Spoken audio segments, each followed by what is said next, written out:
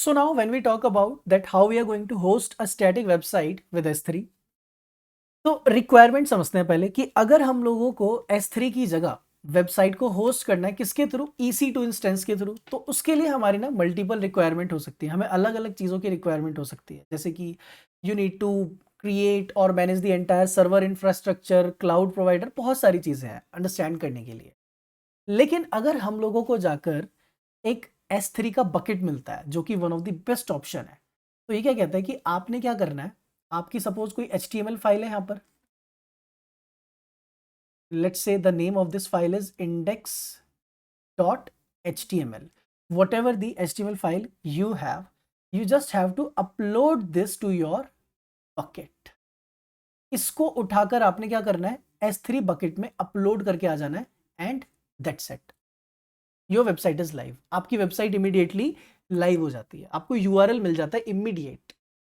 Okay, तो let's see step by step कि ये तो काफी इजी ऑप्शन है। तो इट्स लाइक स्टैटिक क्यों बोल रहे हैं हम इसको, स्टैटिक इसलिए बोल रहे हैं क्योंकि there is no server side kind of a thing provided.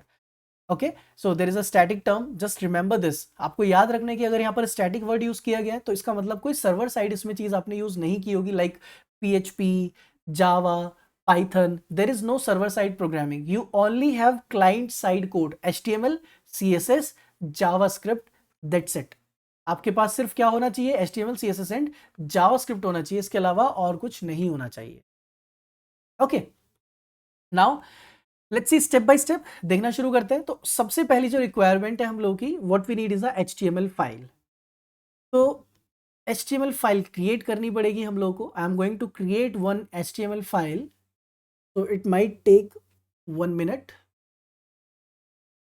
So let's create a new file, name it as index.html.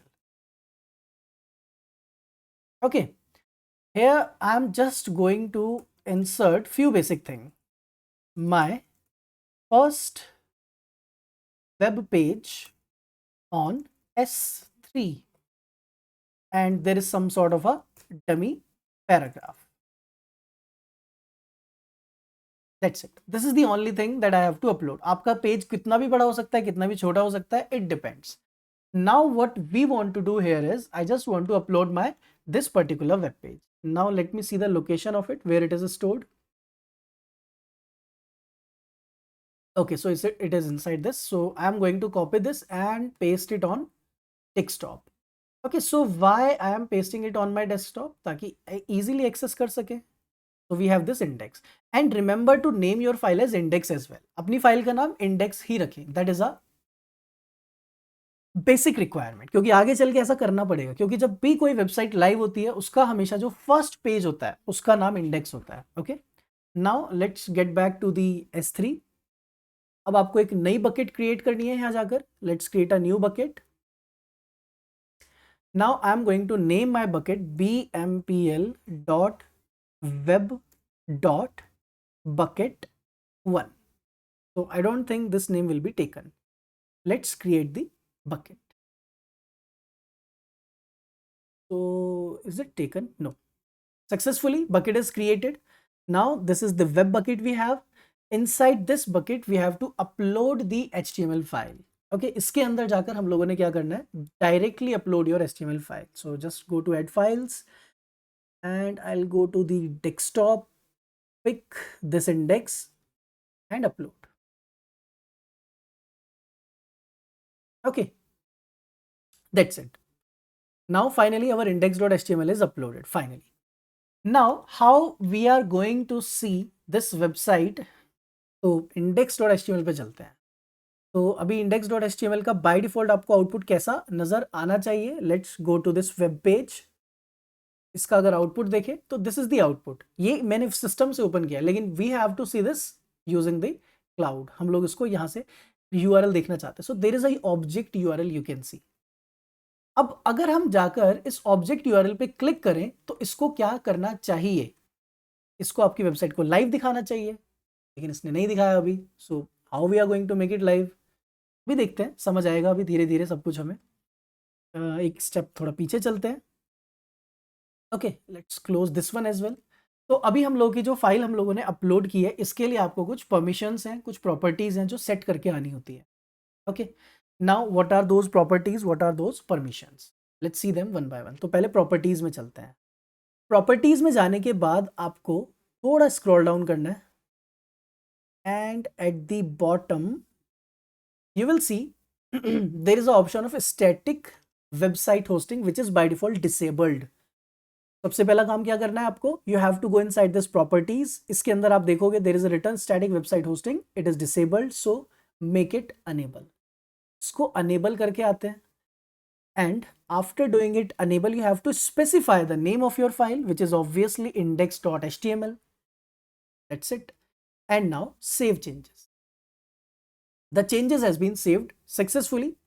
तो अभी हम लोगों की जो वेबसाइट का लाइव करने के लिए अनेबल करना था, स्टैटिक वेब होस्टिंग को अनेबल करना था, वो हम लोगों ने कर लिया है. This was the first thing, that was a mandatory thing actually. तो इसको स्क्रॉल डाउन करते हैं, बिल्कुल बॉटम में आते हैं, you will get a new URL. अब एक नया यूआरएल आता है, लेट्स क्लिक इट. देखते हैं ओपन होता है. Again it is not allowing. इसने फिर से मना कर दिया. ये मना इसलिए कर रहा है क्योंकि परमिशन चाहिए. It needs a permission. So you have to go this time inside the permissions के अंदर चलते हैं, और परमिशन के अंदर ही कहता है block all public access. By default इसने क्या किया हुआ है, जितने भी पब्लिक एक्सेस हैं सबको ब्लॉक किया हुआ है. कोई भी आपके बकेट को टच नहीं कर सकता, सबका एक्सेस ब्लॉक्ड है. तो इसको हमें करना है edit, and we have to uncheck this thing. तो हमें ब्लॉक नहीं करना इस पर्टिकुलर बकेट के लिए, and then do save changes and write confirm here, and then finally click on confirm. That's it. Let's get back to the properties में जाते हैं, और there is one more thing I think we have to do. Let's try it कि अभी ये मुझे चलाने देगा कि नहीं. Still there might be one problem. या डेफिनेटली एक छोटी सी लास्ट प्रॉब्लम और है. What that problem is, let's get back here.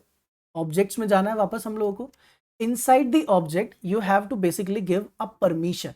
आपको परमिशन कैसे देकर आनी है, एक और परमिशन है बेसिकली जो देकर आनी होती है, कि यहां जाकर इसको टिक करते हैं.